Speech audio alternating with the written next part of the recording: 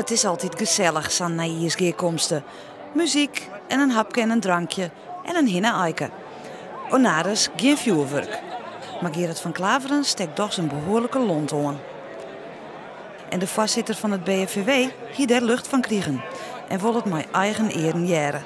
En hawaar, daar komt het statement. En ik wil mijn ogen daar dan ook niet voor sluiten en besluit om vanaf dit voorjaar geen eerste kievitsei meer in ontvangst te willen nemen. En als je die cijfers bekijkt, dan kun je constateren dat vanaf 96 de stand van de kievit er met 3,5% per jaar afneemt. Als je 96 als uitgangspunt neemt, dan zitten we nu bijna op de helft van het aantal van toen. En dat is voor mij een reden om te zeggen, ik werk er niet meer aan mee om het eerste kievitsei in ontvangst te willen nemen. Algra is lulk.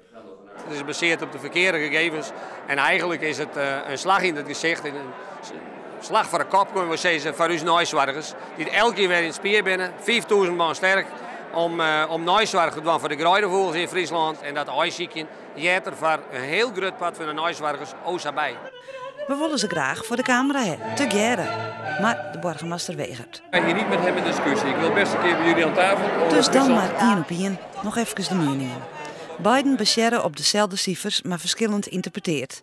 Algra zei dat het beter gaat met de lip, Van Klaveren zei dat het minder gaat.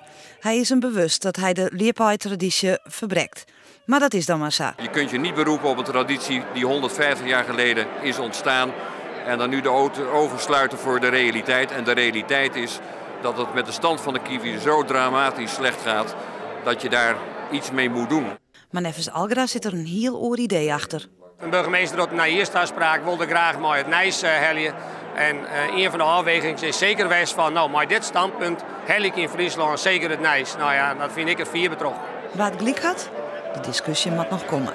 Maar net nou. Ik wil die discussie ook aanzwengelen. En ik wil graag met Algra in discussie, maar dan in een discussieprogramma van Omroep Friesland. Maar nogmaals, niet vanavond hier.